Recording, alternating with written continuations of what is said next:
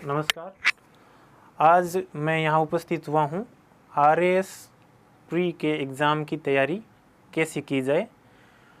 छोटी सी रणनीति बनाई है मैंने अपने स्तर पे। ये आपके लिए कितनी मददगार साबित हो सकती है। आपको खुद को चुनाव करना है, कुछ छोटी चीज़ें काम आ जाए वो आप पकड़ लेना। जो चीज़ें आपको लगता है कि ये हम इस छोटे से समय में नहीं कर पाएंगे, जितना कर सकते हैं आप अपने हिसाब से चुनाव कर सकते हैं। ये मैंने अपने स्तर पर रणनीति बनाई है कि कम 50-55 दिनों में मैं कैसे प्रारंभिक परीक्षा को पास करके मुख्य परीक्षा के लिए एलिजिबल हो सकूं। तो ये मैंने अभी एनालिसिस किए पुराने पेपरों को। जैसे एक समझदार आदमी करता है कि जिस परीक्षा को देने की लिए जा रहा है, पहले उन जो परीक्षाओं में किस तरह से प्रश्न पूछे गए, किस सेक्शन पे ज़्यादा जोर रहा, कौन सी जो पेपर पर्सन है, जो सेक्शन है उस पे मैं ज़्यादा बल दूं तो सरलता से नंबर पाए जा सकते हैं। ये छोटी चीज़ें हैं। तो जो पेपर का एनालिसिस करने के बाद जो मैंने पाया वो मैं आज को आपको बताने के लिए यहाँ उपस्थित हुआ हूँ। वो है कि रेफरेंस बुक्स, इनमें कुछ गाइड हैं, कुछ मूल बुक्स हैं, कुछ NCERT हैं, कुछ राजस्थान बोर्ड की किताबें हैं। तो कुछ किताबें जो अगर आप नहीं पढ़ पा रहे हो तो कोई वो इतना परेशानी में आने वाली बात नहीं है। बस जो बेसिक किताबें मैंने यहाँ पे दी है उनको एक बार आप पढ़ लेंगे तो ज़्यादातर क्वेश्चन हर साल पिछले 5 मैंने प्री के एग्ज़ाम देखे हैं। 2013 में जो 2 बार हुआ, 15 में हुआ, फिर 16 में हुआ, फिर 18 में हुआ, सब में लगभग इन पुस्तकों से क्वेश्चन आ रहे हैं। तो ये मैंने एक बार आपके रेफरेंस के लिए लिखी है, नहीं हार्ड एंड फास्ट कुछ नहीं है कि इन्हीं पुस्तकों से क्वेश्चन आते हैं। तो एक बार आप ये मुख्य 9 टॉपिक हैं इनके देख लीजिए। राजस्थान जीके में आप राजस्थान बोर्ड की किताबों को पहले रखिए, 8वीं 9वीं 10वीं की जो है 11वीं 12वीं किताबें हैं। उसके बाद में जो अभी एक नई किताब आई है राजस्थान बोर्ड की, ये किताब तो पहले पढ़नी है। सबसे बेसिक दिया हुआ है, ज़्यादातर क्वेश्चन इनमें से आपके कवर हो जाएंगे। फिर आपको लगे कि मैं एक्स्ट्रा पढ़ सकता हूँ, टाइम है, या जो जिन बच्चों ने ये किताबें पहले से पढ़ रखी है तो लक्ष्य राजस्थान तो है ही कि जिसमें लगभग सारा मैटर आ जाता है। तो लक्ष्य राजस्थान के फर्स्ट सेकंड दोनों को आप एक बार देख लें, ताकि राजस्थान के क्वेश्चन राजस्थान जीके में चाहे भूगोल हो, चाहे इतिहास हो, चाहे कला संस्कृति हो, चाहे अर्थव्यवस्था हो, लगभग क्वेश्चन आप करने में सक्षम होंगे। उसके बाद प्राचीन और मध्य भारत के इतिहास ज़्यादा क्वेश्चन नहीं आते हैं। अभी आगे एक और स्लाइड आएगी, उसमें अपन देख लेंगे कि कहाँ से कितने क्वेश्चन आ रहे हैं। इससे ज़्यादा क्वेश्चन नहीं आते हैं। कला संस्कृति के मिला के और आप ये मान लो 7-8 क्वेश्चन हो सकते हैं। तो इसके लिए किरण प्रकाशन की वस्तुनिष्ठ 1 लाइनर किताब आती है। 1 लाइनर होते हैं, फिर आगे आंसर 1 लाइनर, तो वो रट्टा मारने के लिए, या राम शरण शर्मा की जो पुरानी एक NCERT है, इन किताबों पे आप जा सकते हैं। इनसे ये दोनों किताबें इतनी भारी है कि पक्के ही सारे क्वेश्चन इनमें से ही आपके आ जाएंगे। तो जितना पढ़ सकते हैं, मतलब कम पढ़ेंगे तो कम क्वेश्चन कर पाएंगे, सारा पढ़ लेंगे तो सारे कर पाएंगे। आधुनिक भारत का इतिहास तो फैक्ट बेस्ड ज़्यादा चलती है। RPSC स्पेक्ट्रम आप फॉलो कर सकते हैं। NCERT में थोड़े फैक्ट कम हैं। और आगे मैं आपको बताऊंगा कि किस कठिनाई के स्तर के प्रश्न पूछे जाते हैं, कौन से टॉपिक्स में से जो ट्रेंड रहा है। ये नहीं है कि अगली बार भी उसी कठिनाई के स्तर के आएंगे, पर जो एक ट्रेंड मेरे पकड़ में है, मैंने जो लगातार पढ़ाई की और जो मैंने अनुभव से मैंने देखा है, उस ट्रेंड से मैं आगे अगली स्लाइड में आपको बताऊंगा किस कठिनाई के स्तर के आ रहे हैं क्वेश्चन। तो उस हिसाब से मैंने देखा है कि आधुनिक भारत के इतिहास के प्रश्न आप स्पेक्ट्रम से कवर कर सकते हैं। छोटी सी बुक है पर है उसमें खूब। फिर भारत का संविधान, भारत के संविधान में जो कठिनाई का स्तर है वो मौर्य द्विवेदी नाम की जो एक पुस्तक है उसमें से आपके कवर हो जाएंगे। इसमें कठिनाई का स्तर थोड़ा सा ज़्यादा रहेगा। कठिनाई का स्तर का मतलब है कि फैक्ट हैं, आंकड़े हैं, जो अपन सोचते नहीं है कि ये प्रश्न पूछेगा, वो प्रश्न लगभग इसमें से मिलेंगे। मैं आप आगे उदाहरण सहित बताऊंगा कि ऐसे क्वेश्चन आते हैं। फिर भूगोल की बात करें तो भूगोल में NCERT काफ़ी है। भूगोल में चाहे भारत का भूगोल हो, चाहे विश्व का भूगोल हो, और राजस्थान का भूगोल आपका लक्ष्य में रेंज में राजस्थान बोर्ड से कवर हो ही जाएगा। तो भूगोल में ज़्यादा दिक्कत नहीं आएगी। कठिनाई के स्तर, पहले कठिनाई के स्तर के क्वेश्चन आते हैं फर्स्ट लेवल के। फिर राजस्थान की राजनीतिक एवं प्रशासनिक व्यवस्था में हिंदी ग्रंथ अकादमी की एक किताब आती है, उसमें से आप अच्छे से कर सकते हैं। लोकायुक्त है, मानवाधिकार आयोग हैं, और कैसे संभागीय आयुक्त की व्यवस्था है, कैसे जो प्रशासन की व्यवस्था है। फिर आप अर्थशास्त्र की बात करें तो अर्थशास्त्र में जो इकोनॉमिक्स के बेसिक कॉन्सेप्ट हैं वो सारे आप कहीं से भी कर सकते हैं। कोई टीचर की कोई क्लास हो, चाहे जैसे मुरनाल एक यूट्यूब पे फ्री में वीडियो बने हुए हैं, 40-50 एक वीडियो हैं, वैसे वो यूपीएससी के हिसाब से बनाए हुए हैं, पर आप उनमें से जो टॉपिक आरएएस के सिलेबस के हैं उन टॉपिकों के आप वीडियो देख लीजिए। तो वो बेसिक कॉन्सेप्ट आपने को देखना है कि मुद्रास्फीति क्या है, किस किस तरह से मुद्रास्फीति बढ़ सकती है, अगर मुद्रा का मूल्य इस तरह से वैश्विक बाज़ार में कम ज़्यादा होता है तो भारत में क्या प्रभाव पड़ेगा, अगर जो है रिजर्व बैंक ऑफ इंडिया है वो नीतिगत दरों में बदलाव करता है तो बाज़ार पे क्या प्रभाव पड़ता है, मुद्रास्फीति पे क्या प्रभाव पड़ता है, कौन से सेक्शन को फ़ायदा होता है, कौन से सिंपल चीज़ें हैं बहुत ही। तो ये आप अर्थशास्त्र पे मुरनाल फॉलो कर सकते हो, मेरे हिसाब से इससे बेसिक आपके कवर हो जाएंगे। राजस्थान की अर्थव्यवस्था से क्वेश्चन है तो सारे ही आप ये मान के चलो कि इकोनॉमिक सर्वे के इर्द गिर्द पूछे जाते हैं। तो इकोनॉमिक सर्वे को एकदम अच्छे से करना है, इकोनॉमिक सर्वे को, उससे आपकी राजस्थान की अर्थव्यवस्था हो जाएगी। इकोनॉमिक सर्वे राजस्थान वाला। फिर विज्ञान एवं प्रौद्योगिकी की बात है तो सामान्य विज्ञान के जो क्वेश्चन है जिसमें जीव विज्ञान में रोग पूछ रहा है, भौतिक विज्ञान का कोई, रसायन विज्ञान के कोई सामान्य जो दैनिक जीवन में उपयोग आने वाले सूत्र हैं, चुनने के सूत्र हैं, तो जो आसान ये सारे ल्यूसेंट में मिल जाएंगे आपको। तो ल्यूसेंट सामान्य विज्ञान की जो छोटी वाली किताब आती है एक बार उसको पढ़ लें। विज्ञान एवं प्रौद्योगिकी में जो क्वेश्चन है अपन देख रहे हैं कि एक बार पूछा कि ब्लूटूथ और वाईफाई में किस तरह से टेक्निकल अंतर है, कितने मीटर तक कौन सा काम करता है, स्टेटमेंट दिए हुए थे। तो इनके बेसिक हैं जो टेक्नोलॉजी के, ये आप स्पेक्ट्रम की विज्ञान और प्रौद्योगिकी किताब आती है उससे आप कर सकते हैं। इसमें आप सिर्फ टॉपिक वाइज ही चलना, स्पेक्ट्रम की बहुत बड़ी किताब है विज्ञान प्रौद्योगिकी की, सारी नहीं करनी है, जो जो टॉपिक दिए उनको एक बार देख लेना है अच्छे से। उसके बाद में समसामयिकी है, समसामयिकी का बहुत ही इंपॉर्टेंट रोल है। तो जो भी आपको दे रहा है कोई किताब वाला जिसमें सारी आपको लग रहा है कि सारे टॉपिक जो आ रहे हैं इसमें समसामयिकी में वो कवर हो रहे हैं, इसमें कठिनाई का स्तर बहुत ज़्यादा रहता है समसामयिकी में। आप देखोगे आगे मैं आपको उदाहरण से बताऊंगा कि बहुत ही अनएक्सपेक्टेड क्वेश्चन जो सोचते नहीं है वो वाले आ जाते हैं।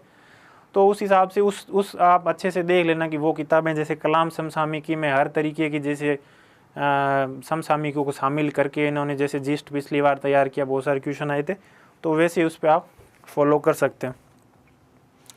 उसके बाद अपन बात करेंगे कि कठिनाई का स्तर। ये एक कॉन्सेप्ट है जो मैं आपको समझाना चाहता हूँ कि ये क्या है कठिनाई का स्तर। कठिनाई का स्तर जो है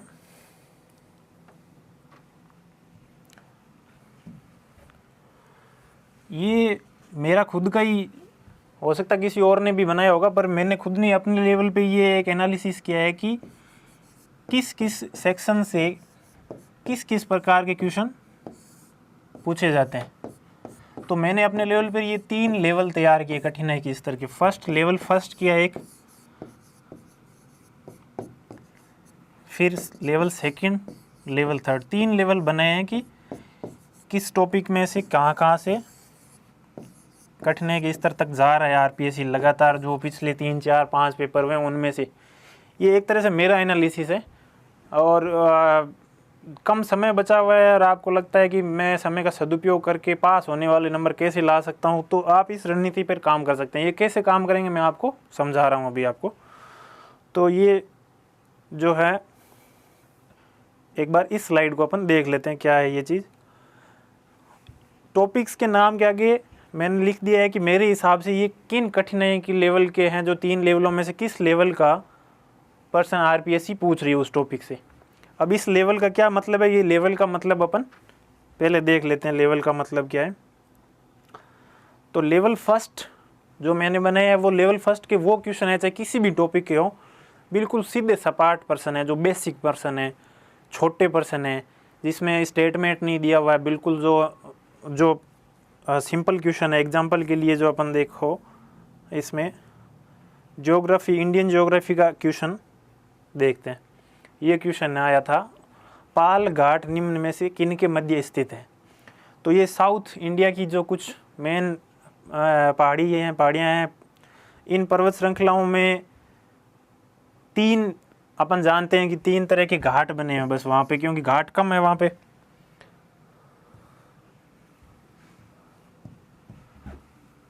ये पाल घाट हो गया,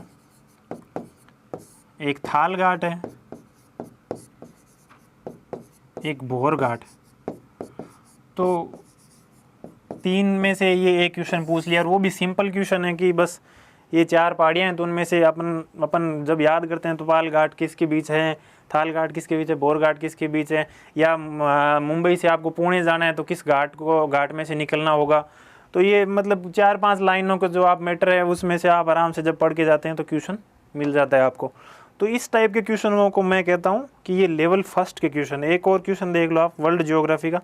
ज्योग्राफी के सारे क्वेश्चन मुझे जो लगता है ये चाहे इंडिया के हों चाहे वर्ल्ड के हों, लेवल फर्स्ट पर ही पूछ रहे हैं।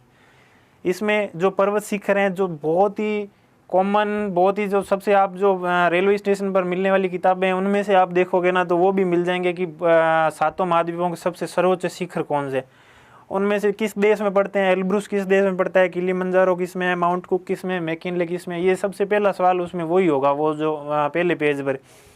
तो ये सारे सवाल जो हैं भूगोल के मैंने देखे हैं कि भारत का भूगोल हो चाहे विश्व का भूगोल हो, लेवल फर्स्ट की जो कठिनाई है उससे आगे नहीं जा रहे हैं अभी तक क्वेश्चन। अब ये अपन गेस ही कर सकते हैं कि इस बार भी इसी पर जाएंगे, अब क्या पता इस बार कितनी कठिनाई पर जाएंगे। उसके बाद में जो है लेवल सेकंड। लेवल सेकंड मतलब किसी भी टॉपिक में जो गुड पर्सन है, बेसिक ऊपर ऊपर पढ़ लिया वो नहीं, उसके नीचे जो आप उदाहरणों को समझ के आ रहे हैं उसमें स्टेटमेंट दे रहे हैं कि मुद्रास्फीति क्या होती है, फिर मुद्रास्फीति के बारे में भारत में आजकल टारगेटेड इन्फ्लेशन की रणनीति बनाई हुई है, टारगेटेड इन्फ्लेशन में कमेटी जो क्या क्या काम कर रही है, 3 मेंबर किसके हैं, 3 मेंबर किसके हैं।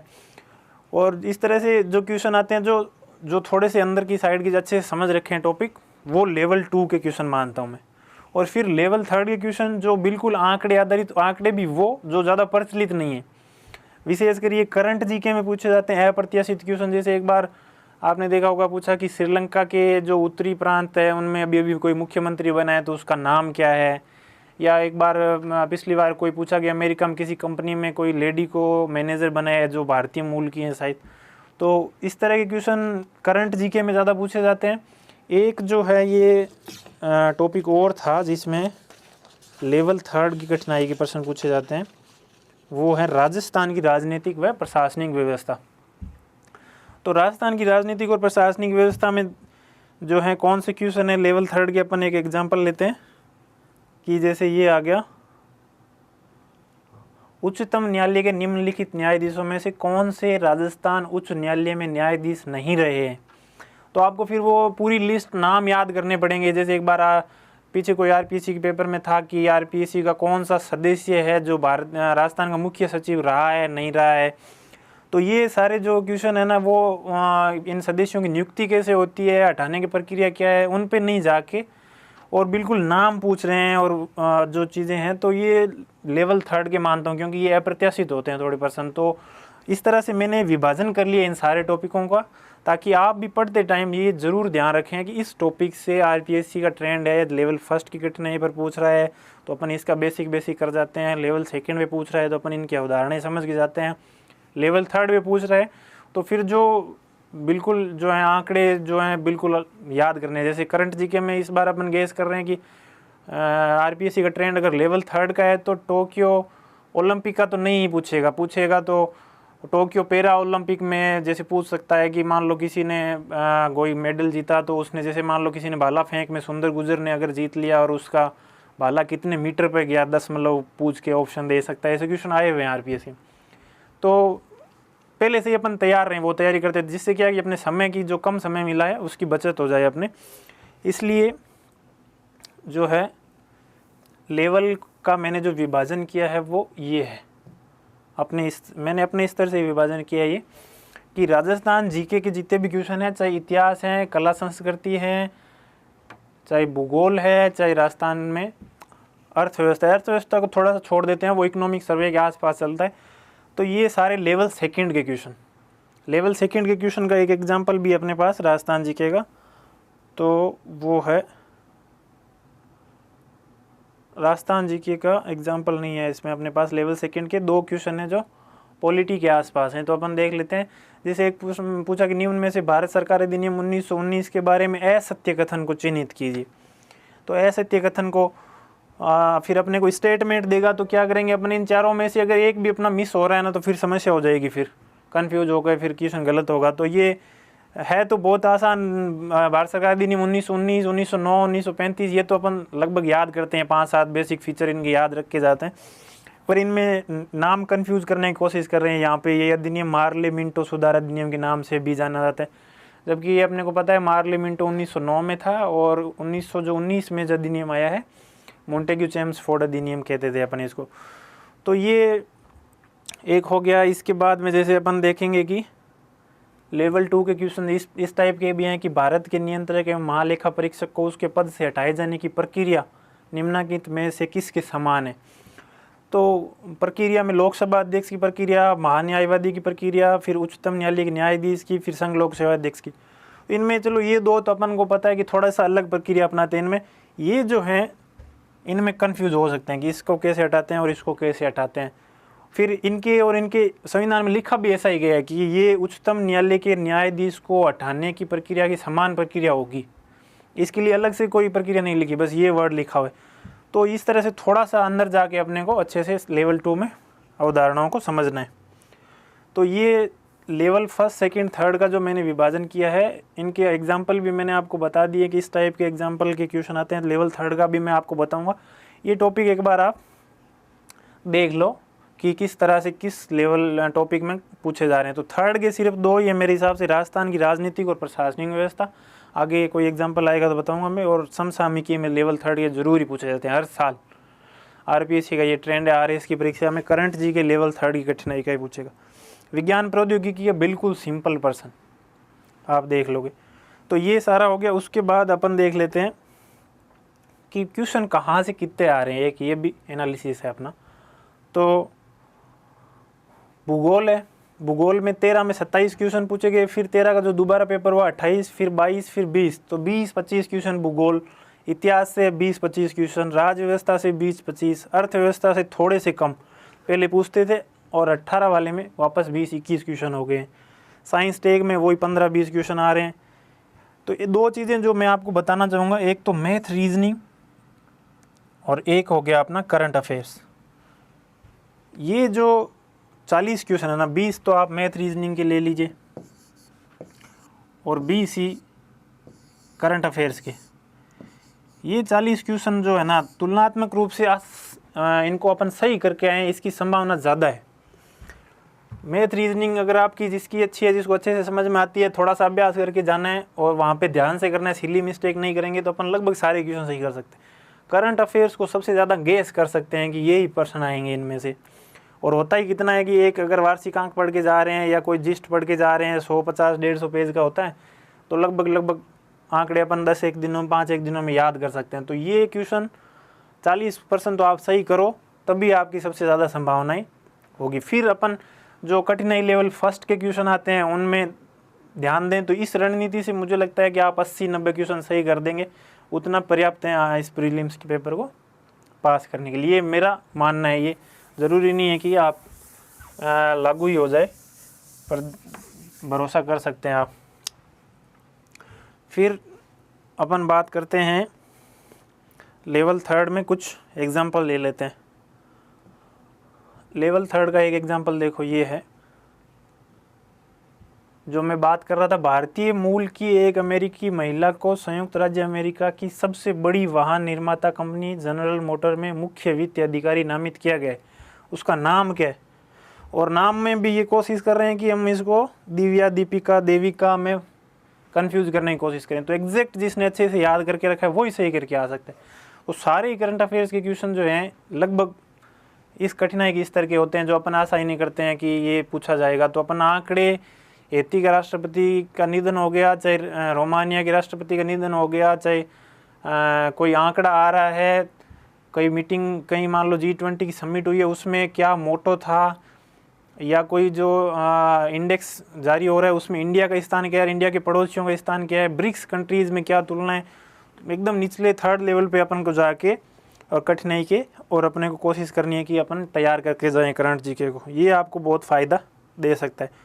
फिर मैंने जो आज मेहनत की उसमें से ये निकल के आया है कि ये 10 टॉपिक मान लो आप, चाहे बिल्कुल शॉर्ट टॉपिक हैं, ये घूम फिर के आरपीएससी की फेवरेट बन गए कि गुर्जर प्रतिहार वंश में नागभट्ट है तो नागभट्ट का समय कब था, नागभट्ट की उपाधियाँ क्या थी, या गुर्जर प्रतिहार कालीन जो स्थापत्य है, मंदिर हैं, है बिल्कुल छोटा सा टॉपिक। इससे बड़े बड़े राजस्थान में हिस्ट्री की टॉपिक है, लेकिन पक्का ये 1-2 क्वेश्चन आपको यहाँ से मिल जाएगा। फिर राजस्थान की जो जनजातियाँ हैं उनके नृत्य, घूम फिर के 5-6 जनजातियाँ ग्रासियों के और शहरिया है, इनके आप 4-4, 5-5 नाम है, कोई कोड वर्ड बना के और इनके जनजाति के नृत्यों के नाम याद ज़रूर रखें।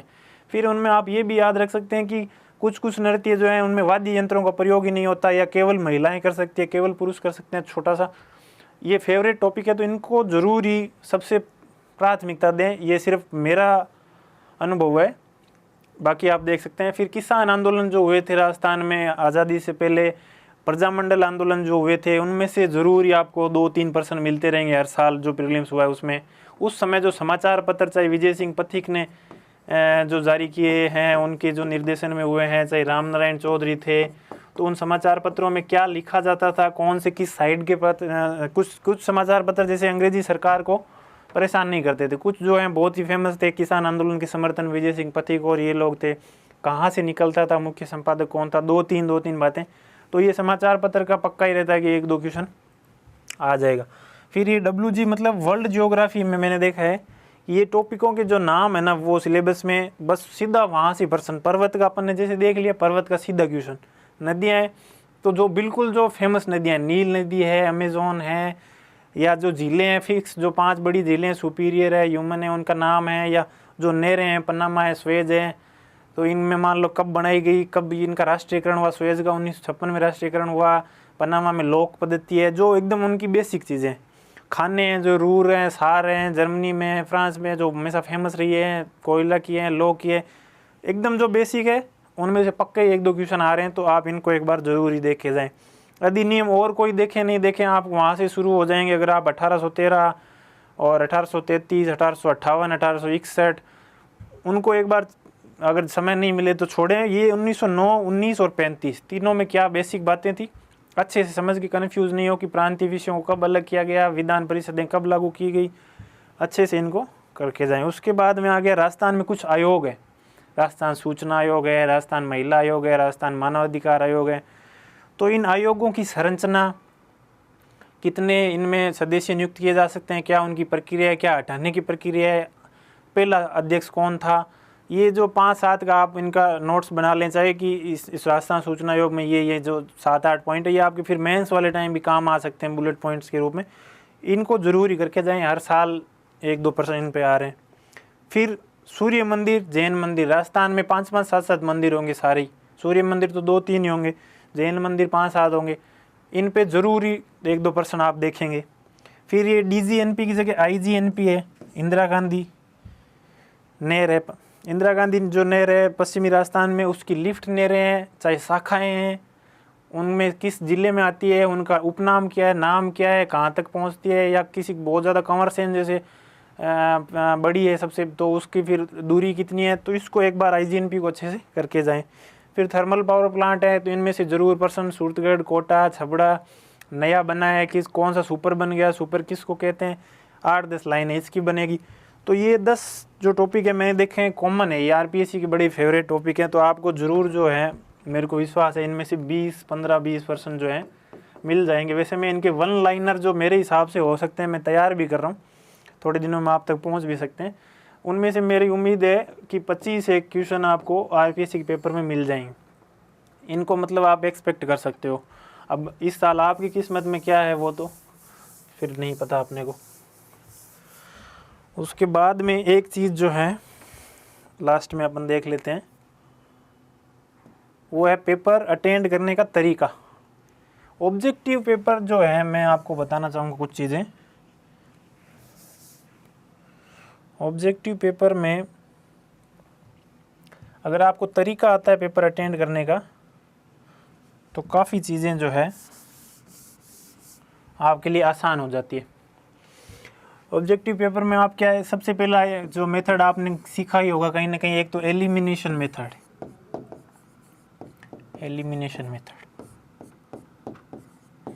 UPSC जैसे कुछ जो है टफ एग्ज़ाम है उनमें तो ये एक एक पर्सन सही कराने में बहुत ही मदद करता है। यहाँ पे भी कभी कोई टफ क्वेश्चन मिल गया और आपके पास टाइम है तो ये कुछ चीज़ें जो हैं आप लागू करके 5-7 क्वेश्चनों का फ़ायदा उठा सकते हैं। एलिमिनेशन मेथड क्या हो गया कि आप 4 ऑप्शन में से